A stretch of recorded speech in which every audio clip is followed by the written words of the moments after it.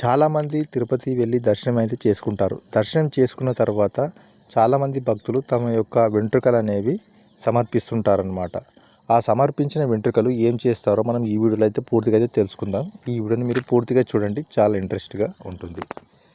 చాలామంది తిరుపతి వెళ్ళిన వారు తమ యొక్క జుట్టు అనేది అర్పిస్తారనమాట, సమర్పిస్తారు. అలా సమర్పించిన తర్వాత ఆ వెంట్రుకలను తీసుకొని చాలా బాగా శుభ్రం చేస్తారు. శుభ్రం చేసిన తర్వాత అందులో 3 రకాల గ్రేడ్స్ అయితే పెడతారు. ఆ గ్రేడ్స్ ఏమిటిదో ఇప్పుడు మనం తెలుసుకుందాం.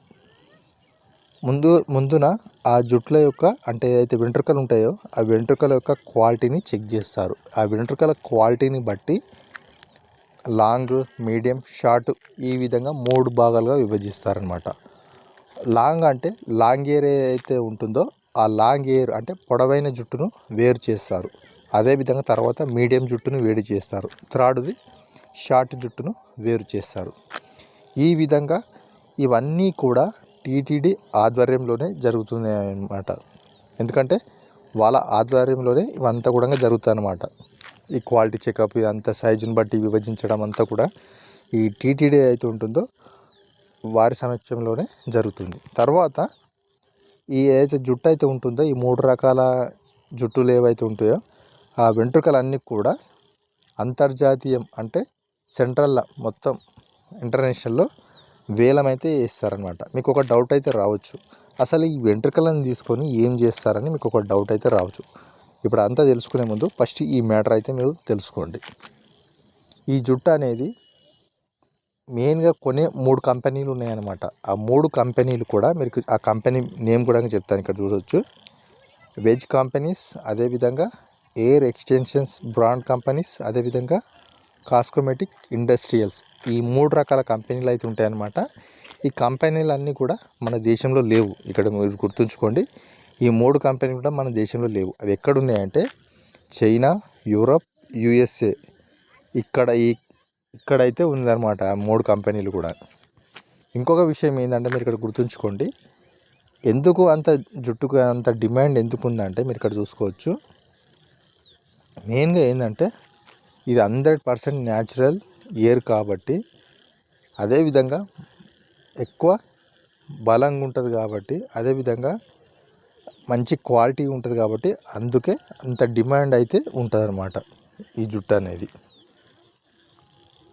అందుకే అంత ధర కూడా ఎక్కువగా ఉంటుంది అన్నమాట. ఈ జుట్టు ద్వారానే ఇంచుమించుకు 100 కోట్లు అయితే లాభం అయితే రావడం అయితే జరుగుతుందన్నమాట.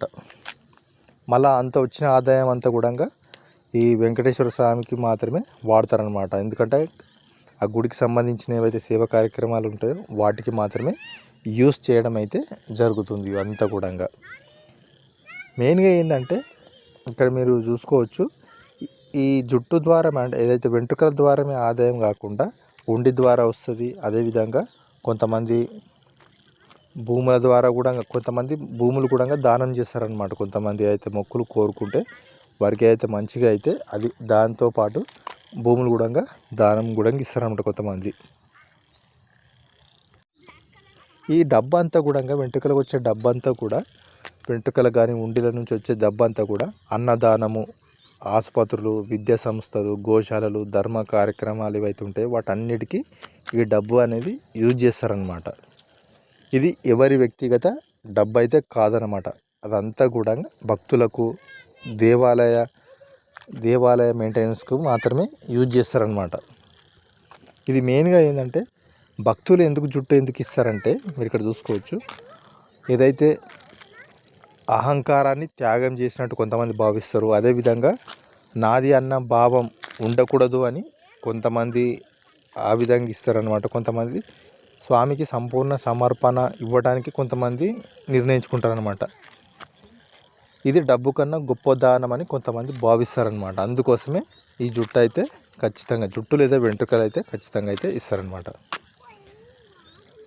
మెయిన్గా ఏంటంటే ఈ తిరుమల జుట్టు అనేది అంటే మనకి ఏదైతే జుట్టు ఉందో అదంతా కూడా భక్తి, శుద్ధి, సేవ, ఆదాయం మొత్తం అంతా కూడా సమాజ సేవ కోసం మాత్రమే యూజ్ చేస్తారు. ఇది ఇక్కడ గుర్తుంచుకోండి. ఇదే చాలా మీకు ఈ వీడియో నచ్చినట్టు, నచ్చితే లైక్ చేయండి. Thank you.